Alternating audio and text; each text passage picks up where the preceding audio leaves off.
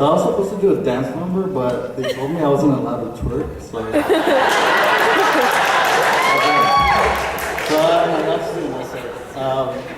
So this is my first time performing in CockTales. So when they first said the thing was reclaiming love, I actually really had to look deep and try to figure out where love comes from in my life. And I learned that it came from my family. So this actually really focuses on my family. So just about a little bit about myself. Well, I come from a family of 7. It's my dad, my mom, and their 5 boys. And we moved from Mexico to Orange County when we were 2 years old. And as little kids, I remember my brothers and I knew not to get my dad angry, because if we did, we knew that the belt would come off. And so I usually went with my mom whenever I wanted to escape my dad, because she was a bit more understanding and a lot more caring. So here's my story. Growing up, my older brothers were my role models. They were tough, and like most men, they learned to be tough from their dad. And if my dad taught us anything, it was that getting drunk, or in fights, or going to jail were things that men did. However, my brothers wanted to be more tough.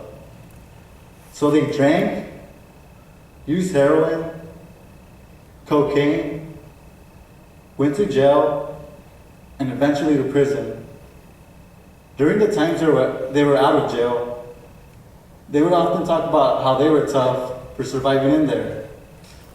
They saw themselves as men, and they wanted to teach me how to be like them. A man has to be strong, they would tell me. A man has to stand up for himself. A man fights until the person he is fighting can't stand up. And a man doesn't cry or show his emotions. Breaking any of these rules meant that you were less of a man. So I did everything they told me to. I fought my cousins when they wanted me to.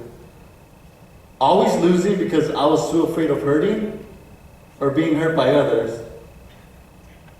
I talked like my brothers. Wrongfully learning that the words faggot and bitch were to describe people different from you. While my brothers thought they were teaching me how to be a man, they were actually teaching me how to hide my feelings. And so I hid them. I was able to hide my crying and my pain. I disconnected from my emotions. I didn't want to show weakness, but in not showing my weakness, I was actually being weak. I acted masculine by dressing and talking like my brothers. By pretending, I never felt good enough or masculine enough. I began to hate myself. But the worst part is that I couldn't talk about it. Not wanting my brothers to think I was less of a man than they were, I eventually chose to be silent. I stayed in the silence for a long time for fear of acting or saying anything they disapproved of. I tried to follow the code of masculinity in order to become the man they wanted me to be, even if it meant hiding who I wanted to become. A man in touch with the feminine, as a strength, not a weakness. You see, my idea of the feminine comes from my mom. She's strong and she's beautiful. She kept the household of men in place, and that took strength. She put up with my dad's drinking and his violence because she loved him. And she put up with my brother's drug use and involvement in gangs because she loved them. She loved us. She was able to express her love to us, and I admired her for that. I then began to admire the way she stood up to my dad, and how she cared for my little brother. showing your toughness and love, the balance between the masculine and the feminine. From my mom, I learned that I shouldn't fear the feminine. Being tough doesn't mean I'm not allowed to show my caring side. From her, I learned just how fragile masculinity really is. That any subtle touch of the feminine can bring your masculinity down. From her, I learned the power of love. My mom was deported 2 years ago.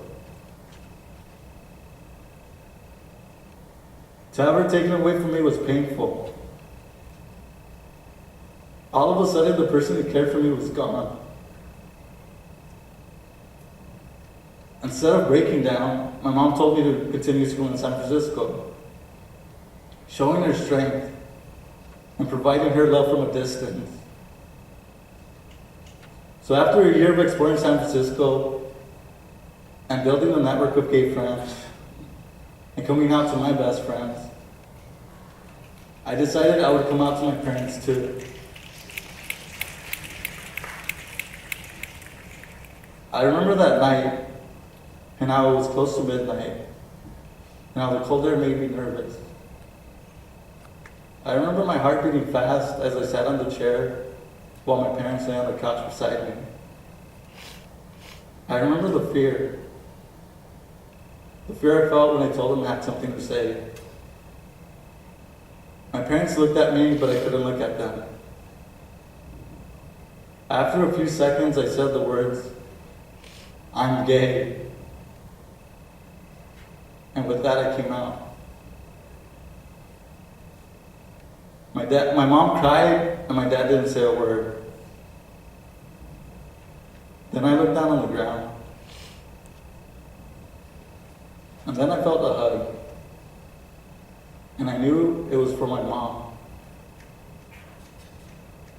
I hadn't been hugged in years. That hug felt so strong, so warm, and so real. My parents told me that they loved me and that I was still their kid.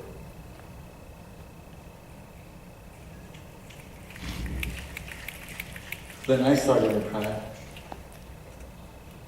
Not because I was sad or ashamed. I cried because I was finally letting go of my fear of showing my emotions.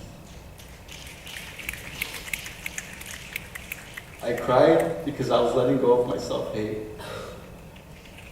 And I cried because I wasn't hiding. I was embracing the feminine side that says to love yourself for who you are. And that took strength. And I was embracing the masculine side that said to be strong. And for that moment, I felt love.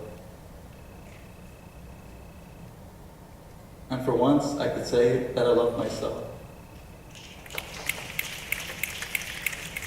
Reclaiming myself and love.